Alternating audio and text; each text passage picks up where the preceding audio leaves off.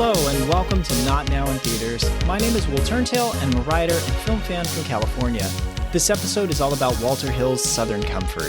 It's an action thriller film that could be my go-to answer for what's a movie that's really great and many more people should see. I wouldn't say anybody knows about this movie. After all, there's enough interest that you can find it on Blu-ray. But I'm willing to wager there's a bigger audience who would appreciate it than who has seen it so far. Some people even say it's the best Walter Hill movie, ahead of cult classics like The Warriors or Streets of Fire. So yes, if you're into action thrillers or even horror movies, because this movie for me could be characterized as a horror movie, this is an episode for you. Before we start, a reminder that making films is hard and you have to respect that, so any criticisms are meant to be constructive. I don't think this review will contain much of any spoilers, but if they come up, I'll do my best to call them out for you. Okay, let's get into the movie. Southern Comfort 1981 review, Hospitality Goes Missing. Southern Comfort, the whiskey, takes hours to digest. Southern Comfort, writer-director-producer Walter Hill's action thriller, will haunt you much longer. That is, if you've ever even heard of it. Google the film today, and you'll find staunch supporters. But even a movie fan like me had never caught a whisper. And as if to twist the knife in the wound, making the film was arduous. Yet, amid all this adversity and ignorance, a missing classic arises.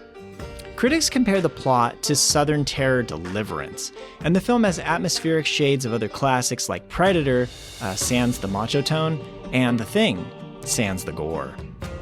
But like its whiskey namesake, Southern Comfort is its own original recipe, one of hell in a bayou. Walter Hill originally wrote the script in 1976 under the working title The Prey. At that time, he and partner David Giler had a deal with 20th Century Fox to acquire and develop film scripts of interest that could be made on the cheap, including Alien. The original idea was a survival story set in Louisiana. Hill and Giler hired writer Michael Kane, not the actor, to write it, and then rewrote the script themselves. Interest couldn't get off the ground, but then a company called Cinema Group showed interest and came in to finance the movie, kicking off just their second film project.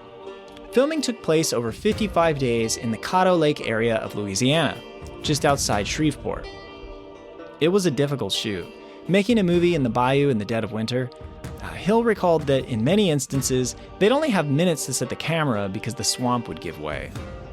According to actor Powers Boothe, the actors would clamber out of the muck just in time to get back into it. He added that the crew battled issues like camera tripods sinking into the swamp and mused, how can actors hit their marks in 2 feet of water? Still, get their shots they did, hit their marks they did. The film was completed and released in September 1981. But it flopped, leaving Hill bemused. He has said, I was proud of the film, but I was disappointed in the lack of response. It was a universal audience failure. Usually you can say they loved it in Japan or something. Today, well, it's got a lot more love. You can take its 78% critical score and 75% audience score on Rotten Tomatoes, for example. So is Southern Comfort a good movie? The plot of Southern Comfort. 9 Louisiana Army National Guard members go out for weekend maneuvers. Their training exercise takes place in a swampy bayou. The group includes new transfer Corporal Charles Hardin and drawl jester Private First Class Spencer. They carry rifles with blank rounds, knives, and bayonets, intending only a safe training patrol. But shortly after the training exercise begins, the men are lost. Lost, the squad stumbles onto an abandoned Cajun campsite. To find their way out, they borrow pirogues, which are canoe-like boats. I had to look this up. And they attempt to cross the swamp in those. But the Cajuns immediately return. And when they see the soldiers fleeing with their boats, a misunderstanding escalates into a deadly manhunt. Can the men make it out of the swamp to safety? And to walk you through this great cast here, Corporal Charles Hardin is played by Powers Boothe. Private First Class Spencer is played by Keith Carradine.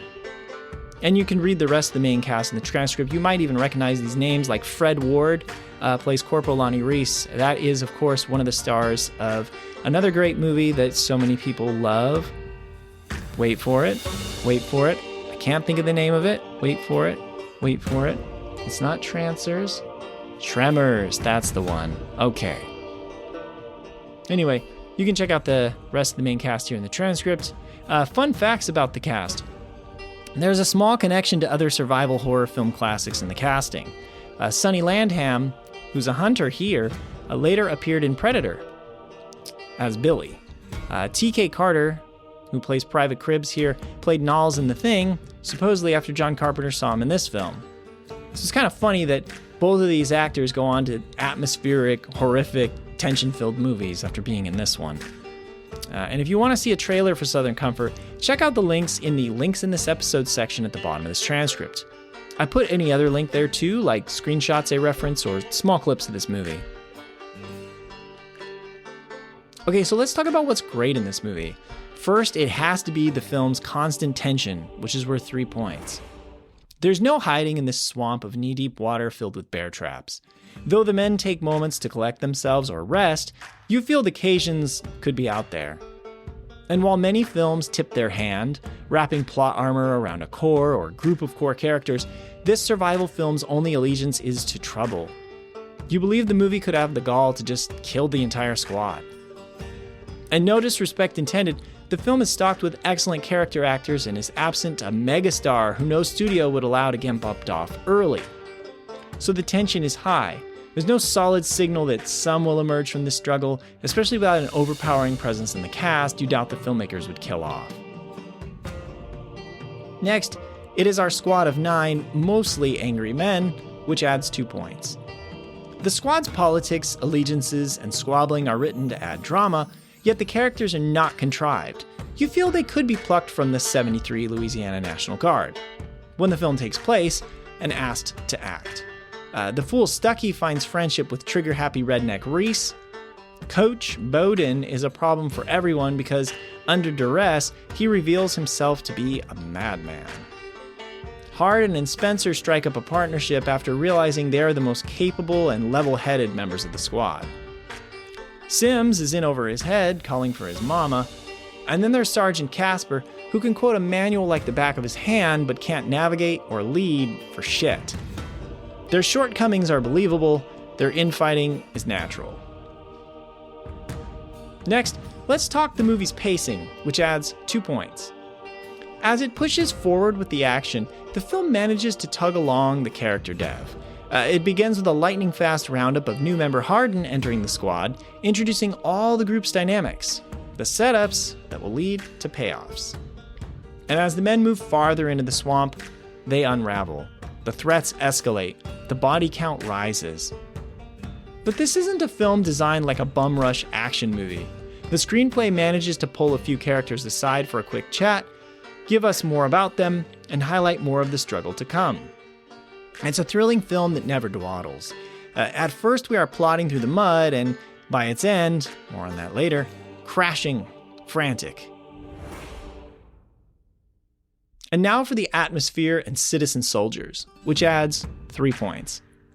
The film pulls the oldest trick of keeping the, quote, monster obscured, only letting the Cajuns be seen in glimpses for most of the movie.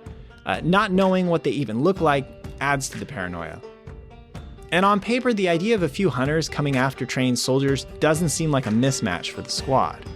But the film strips the squad members down to be as vulnerable as, in the back of their minds, you get the feeling the characters feel. Armed with blanks and stabbing weapons, they are National Guardsmen, trained but not necessarily experienced and fighting fresh. One is a high school football coach, another is a chemical engineer. Squad leadership is dodgy. The swamp is confusing and overwhelmingly dangerous. The men hunting them know the terrain. Maps and compasses have gone missing or are faulty.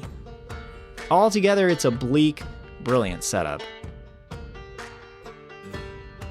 And then there is the writing that buries its tracks, which adds 3 points. Sometimes a script is so blatant in following, say, the formula for dramatics laid out by screenwriter Sid Field. A movie's story direction can feel like a hard break just to hit structural milestones rather than a natural progression of events. In those types of scripts, you can count on a transition event that is inorganic, weakening the movie so that the structure continues to flow. For example, think of a relationship that hits a sudden, out-of-the-blue snag in a poorly written romantic comedy. This is often done to heighten tensions ahead of a third act. Now the man or woman must win their partner back to finish the film, not because the story was really going there. And no dig here at rom-coms. Lots of action films pull an instant drama lever too, usually with an unexpected kidnapping that forces a hero/villain confrontation to free the captive in the finale. Southern Comfort hits all those script hard points. Still, like all masterful writing, the rails of it blend into the story because they're earned, integral to the progression of the plot, not a dramatic checklist. Next, the film is a survival story that just means business, which adds 1 point. Released in 1981 and set in 1973, the film is about soldiers in a jungle environment against a native enemy. It presents as a commentary on Vietnam. But as Hill says, we were very aware that people were going to see it as a metaphor for Vietnam. The day we had the cast read, before we went into the swamps, I told everybody, people are going to say this is about Vietnam. They can say whatever they want, but I don't want to hear another word about it. It's an intelligent choice by Hill to acknowledge how people will perceive the film, but in my reading, it's not an intentional nod to Vietnam, nor is it afraid of the comparison. The film is morally gray and doesn't seem armed with an agenda.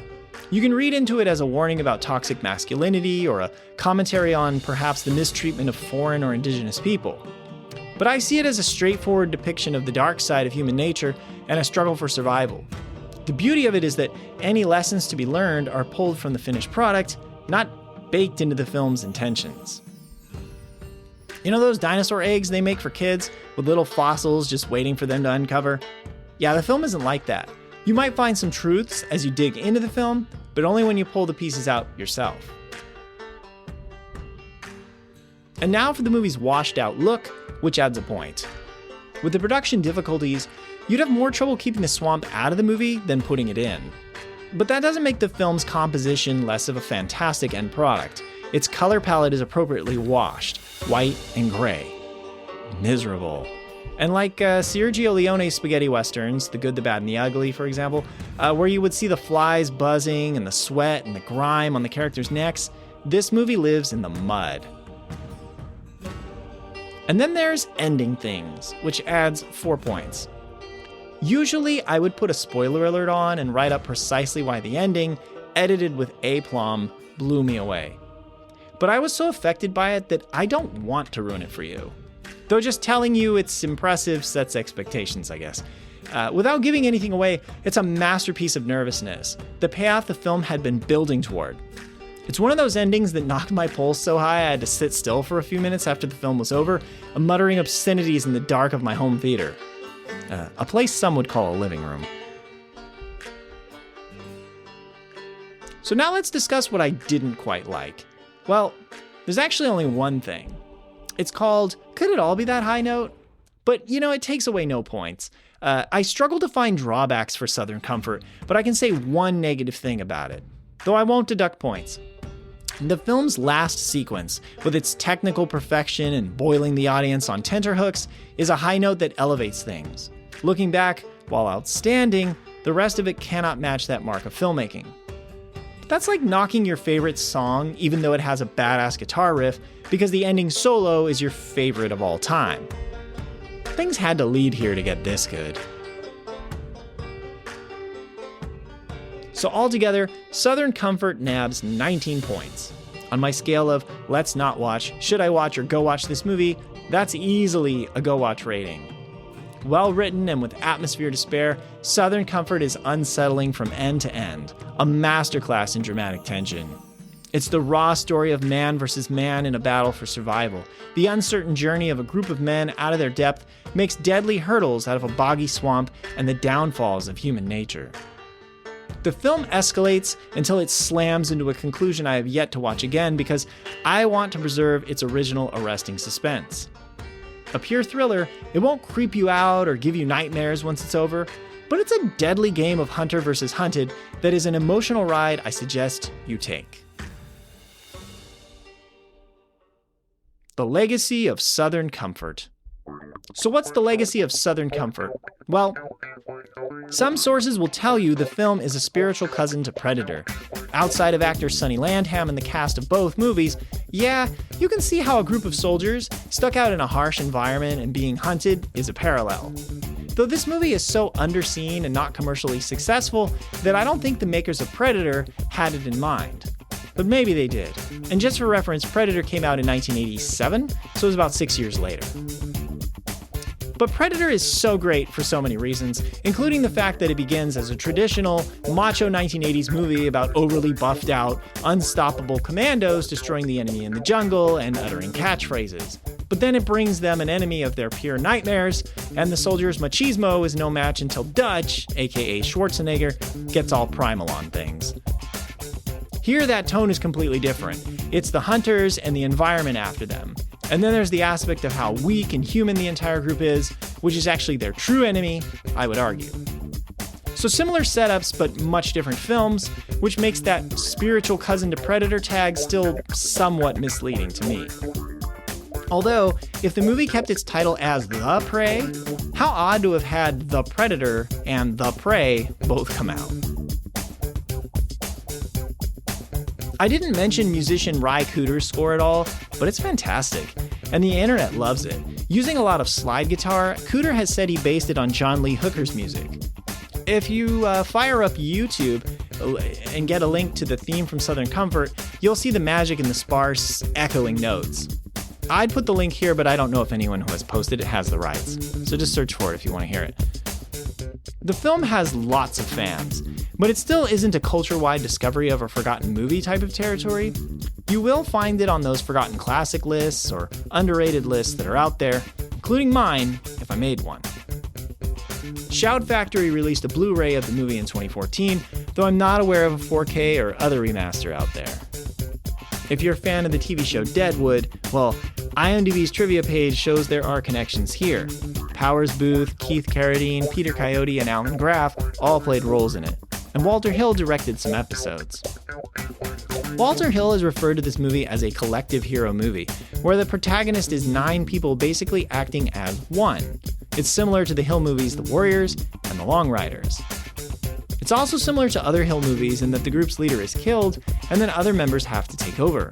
This happens in The Warriors and Aliens, though Hill is the producer there, not the director. And while I know he contributed to the Alien script, I don't know to what extent they made it into the movie. The great Breon James is in this film, or is it Brian James? I'm never really sure. Anyway, the great Breon James is in this film, who, if you don't know, was in movies like Blade Runner or Paul Verhoeven's Flesh and Blood, which was episode 45 of this podcast. Here he plays that tricky Cajun you can't take your eyes off. He collaborated with Hill 4 times, including 48 Hours, Red Heat, and another 48 Hours. And a bit of an extremely bizarre legacy, there was a late 1980s Iranian state TV broadcast of the movie, but they changed a massive amount of it for reasons I do not understand. The film was retitled Operation Swamp and shortened to 95 minutes. But even bigger changes happened to the story. In this Iranian version, it's a group of US Army soldiers who oppose the Vietnam War, and they are sent on a mission among manhunters, whatever that means, with blanks. The soldiers are killed off by the manhunters one after the other, which is planned by US authorities. Then at the end, the 2 remaining soldiers believe the US Army truck is coming to save them, and the movie fades to black. The sound of constant shooting happens, implying that the US authorities killed them. This movie is said to be a hit among the Iranian audience, and the Iranian film critics believe that the censored version made more sense when they considered the American government's perceived atrocities overseas. I'd love to ask Walter Hill many things about filmmaking and screenwriting, but I'd also love to know how or why this movie ended up in Iran as a heavily edited version. Lastly, if you're wondering, yes, the end credits confirm that Southern Comfort, the whiskey brand, gave permission for the title to be used. Okay, that's all I have for this episode. Thank you so much for listening, and if you haven't seen it yet and like horror movies or thrillers, go watch Southern Comfort. And if you have seen it before, what do you think? Is it a pulse-pounding movie full of tension, or just a little edgy? You can reach out and let me know on Blue Sky using the link in the transcript, or just search for Will Turn Tail. And if you like this episode, would you please take a minute or two to leave me a review or rating on this podcast if you haven't done it already? A few people have rated it before, and I so appreciate that. It makes a massive difference. Or if you're listening on YouTube, please hit that like button and subscribe. New episodes of this podcast now come out on Thursdays. I kept getting behind and releasing on Thursday, so why not just move things to Thursday and be on time? Next week's episode will be Frank Darabont's The Mist, or something I haven't even come up with just yet. After The Blob and Southern Comfort, I'm not sure if I can do a movie as bleak as The Mist, so there might be a gap in between getting that show out. So tune in next week for another dose of miserable masterpiece with The Mist, or something completely different. This podcast episode is production copyright of Overegged Media LLC, located in Sacramento, California. Reference photos linked in the transcript are copyrighted by the Internet Movie Database. This review's factual information was gathered through online sources like Wikipedia, IMDb, or interviews. Misrepresentations and errors are possible, but unintentional. Introduction music, Neon Laser Horizon by Kevin MacLeod of Incompetech.com, licensed under Creative Commons by Attribution 4.0 license. The exit music, Voxel Revolution. The additional music, Southern Gothic and Proto-Funk. Those are also by Kevin MacLeod of Incompetech.com. They are also licensed under Creative Commons by Attribution 4.0 license. See you next time.